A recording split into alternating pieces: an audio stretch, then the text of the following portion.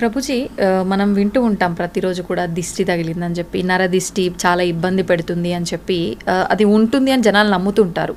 దీన్ని తొలగిస్తామని చెప్పి చాలామంది రకరకాల ప్రయత్నాలు చేస్తుంటారు. రకరకాల అదొక వ్యాపారంగా తయారయ్యింది. నిజంగా ఇవన్నీ ఉన్నాయా? వీటిలో భగవద్గీతలో ఏం చెప్పారు? ఫస్ట్ భగవద్గీతలో ఏం చెప్పలేదు, కానీ ఒక బేసిక్ కామన్ సెన్స్ మీరు చూసారనుకోండి, అసలు దిష్టి తెచ్చుకోవటం ఎందుకు? ఫస్ట్ దిష్టికి అన్నిటికంటే మూలం ఏంటి అని అంటే, మనకి ఉన్నదానికంటే ఎక్కువగా చూపించుకోవటం, లేదా ఉన్నది మొత్తం మనము ఇప్పుడు చూడండి, డెఫినెట్లీ వీ హ్యావ్ టు ఏమంటారు దాన్ని అని అంటే, అతిగా జనాల యొక్క ఆకర్షణ ప్రయత్నం చేయటం అది ఉండకూడదు మనకి. ఎప్పుడైతే మన జీవితంలో ఉండే విషయాలన్నింటినీ కూడా మనం పెట్టేస్తామో బయట, ఎప్పుడైతే మనము సమాజంలో ఉన్నప్పుడు ఒక రకమైన పరిణితి, హద్దు లేకుండా మనం మితిమీరిపోయి బిహేవ్ చేస్తామో, ఎక్కువగా చూపించుకోవాలి అనే ఒక ప్రయత్నం మనకు ఉన్నదనుకోండి, అప్పుడు ఏమవుతుంది అని అంటే, వేరే వాళ్ళ యొక్క అన్నెసెసరీ అట్రాక్షన్, అన్ని కళ్ళు మంచివి కాదు కదండి. కాబట్టి మనకి చెడు వాళ్ళు ఎప్పుడైనా మనకి చెడు ఆశించి మన వైపు ఆ విధంగా చూసారనుకోండి, దాన్ని దృష్టి అని అంటారు. కాబట్టి అది నుంచి బయటకి రావాలి అని అంటే మనకి మెయిన్ థింగ్ ఏంటంటే, మనం ఎంత సింపుల్గా ఉండాలి. ఒకటి ఏంటి అని అంటే, అన్నెసెసరీ అట్రాక్షన్ గెయిన్ చేసుకోవడానికి ప్రయత్నం చేయకూడదు. తర్వాత ఆ దృష్టి మనల్ని ఎఫెక్ట్ చేయకుండా ఉండాలి అని అంటే, మీకు ఒక విషయం చెప్తాను.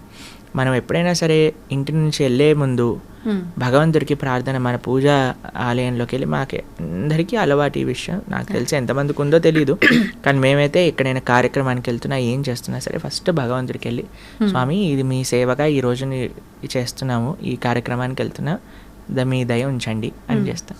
మళ్ళీ ఇంటి నుంచి రాగానే ఫస్ట్ మనం ఏం చేయాలంటే పాద ప్రక్షాళన చేసుకోవాలి.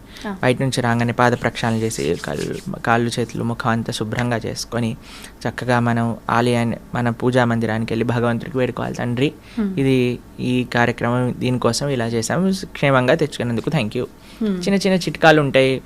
ఉప్పుతో దిష్టి తీస్తూ ఉంటారు. మా అమ్మగారు మమ్మల్ని ఎప్పుడైనా కలిసామనుకోండి, అప్పుడు కొబ్బరికాయతో దిష్టి తీస్తారు, లేదా ఉప్పుతో దిష్టి తీస్తారు. అలా చిన్న చిన్న కార్యక్రమం, దానికి ఎవరినో ఎంప్లాయ్ చేసి మన దిష్టిని తొలగించడానికి పెద్ద పెద్ద కార్యక్రమాలు చేసి అవన్నీ ఏం అవసరం లేదండి. ఫస్ట్ మనం కొద్దిగా కంట్రోల్డ్గా ఉండాలి. పబ్లిక్లో ఏదో మనం ఇది అది అని చేయడానికి ప్రయత్నం చేయకూడదు. రెండో విషయం ఏంటంటే, చిన్న చిన్న చిట్కాలు, ఉప్పుతో మనం దిష్టి తీసేయచ్చు, కొబ్బరికాయతో దిష్టి తీయచ్చు, అలా నిమ్మకాయ కొన్ని యూజ్ చేస్తారు కదా, మీ అందరికీ తెలిసే ఉంటుంది. కాబట్టి ఆ విధంగా మనం దిష్టి తీసుకునే ప్రయత్నం చేయాలి డెఫినెట్లీ. ఎందుకంటే అన్నీ కూడా పాజిటివ్ ఐస్ అనేవి ఉండవు, నెగిటివ్ ఐస్ కూడా ఉంటాయి, కాబట్టి జాగ్రత్తగా ఉండాలి. ఓకే. అయితే ప్రభుజీ, భగవంతుడి విషయానికి వస్తే, హంగులు ఆర్భాటాలు చేసేది ఇదంతా సరైనదేనా భగవంతుడి విషయంలో?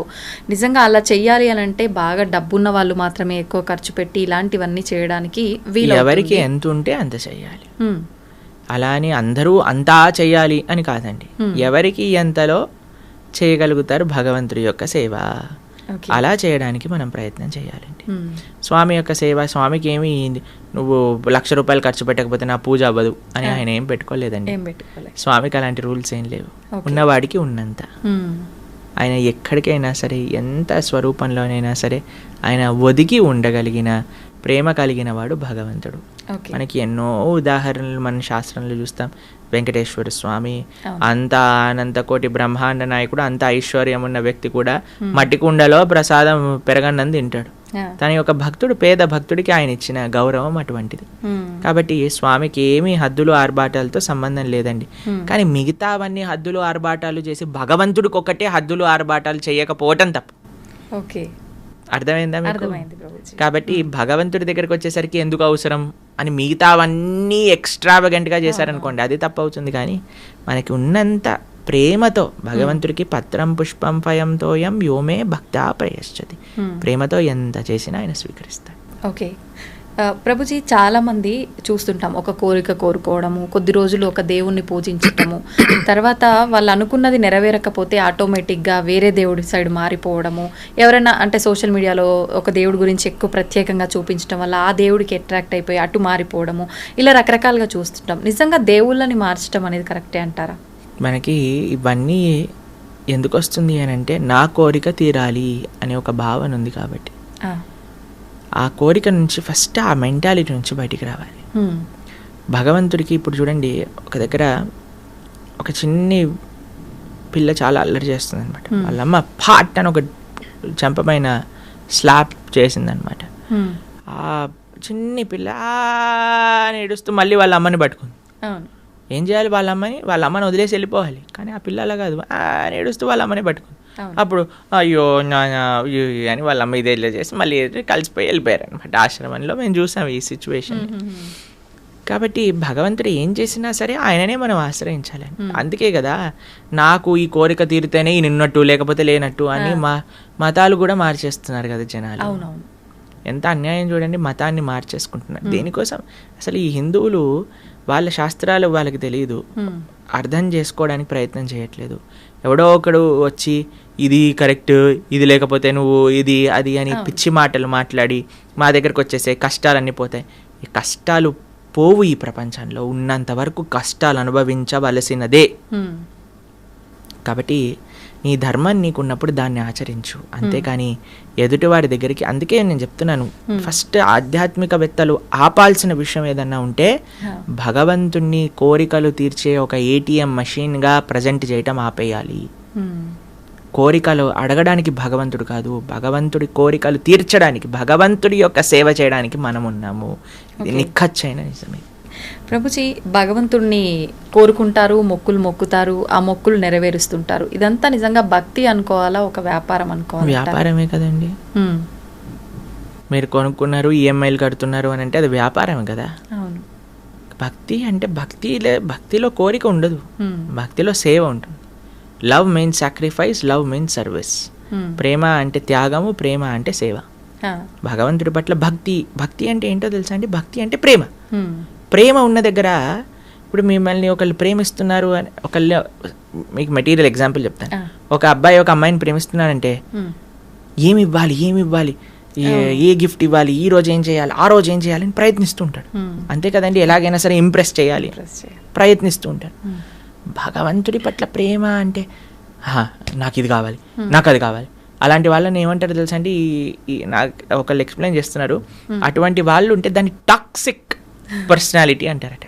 ఎవరైతే ఎప్పుడు కూడా ఏం తీసుకోవాలి అని చూసేవాడిని టాక్సిక్ రిలేషన్షిప్ అంటారు. మనతో భగవంతుడికి టాక్సిక్ రిలేషన్షిప్ కాదండి. మనకి భగవంతుడి పట్ల భక్తి అనే మాట మీరు వాడుతున్నారు అని అంటే స్వామికి ఏ సేవ చేయగలుగుతాను, స్వామికి ఏ విధంగా ఆరాధన, స్వామి యొక్క మాటలు విని నేను ఎలా మారగలుగుతాను, స్వామి యొక్క సేవగా 10 మందికి ఎలా నేను మంచి మార్గాన్ని తెలపగలను, ఎలా సమాజానికి, దేశానికి, ధర్మానికి సేవ చేయగలను అని ఆలోచించడమే భక్తి.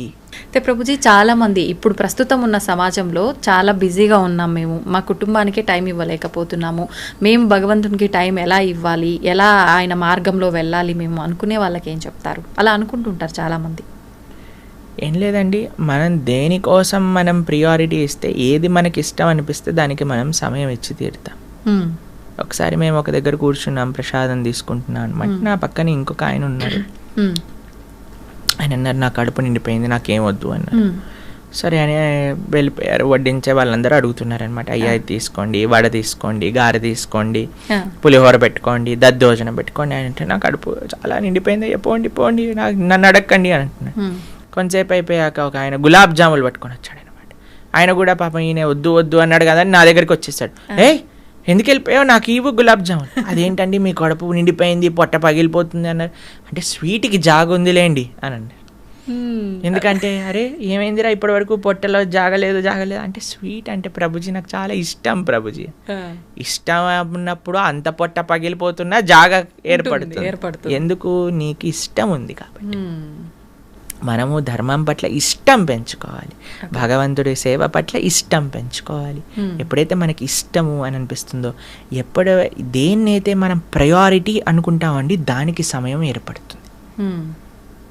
దేన్నైతే మనం జీవితంలో ముఖ్యము అని అనుకుంటే దానికి సమయం ఏర్పడుతుంది. కాబట్టి భగవంతుడు ముఖ్యము, ధర్మం ముఖ్యము, సేవ ముఖ్యము అని అనుకుంటే ఆ భగవంతుడు ఆ కాలస్వరూపంలో మనకి దానికి సమయం ఇస్తాడు. ఓకే. నాకు ముఖ్యము అని అనుకోలేదు అనుకోండి, అప్పుడు సమయమే మనకు కనిపించదు. అంత సమయం ఉన్నా వాట్సాప్లు చూస్తున్నా, ఇన్స్టాగ్రాములు గంటలు గంటలు చూస్తున్నా, టీవీలు చూస్తున్నా మనకు అనిపిస్తుంది నాకు భక్తుడికి సంబంధము లేదు, సమయం లేదు అనిపిస్తుంది. కానీ ఎప్పుడైతే నాకు అది ప్రియారిటీ అవుతుందో అప్పుడు ఎంతైనా సరే మనం దర్శించవచ్చు, చూడవచ్చు అనమాట. Okay, thank you Prabhuji. నిజంగా చాలా మంచి విషయాలు తెలియజేశారు, అద్భుతమైన సమాచారాన్ని మాకు అందించారు. మళ్ళీ మరొక మంచి ఎపిసోడ్లో తప్పకుండా మీతో మాట్లాడి మంచి మంచి విషయాలు తెలుసుకునే ప్రయత్నం అయితే చేస్తాను. ధన్యవాదాలు ప్రభుజీ. హరే కృష్ణ మాతాజీ, హరే కృష్ణ.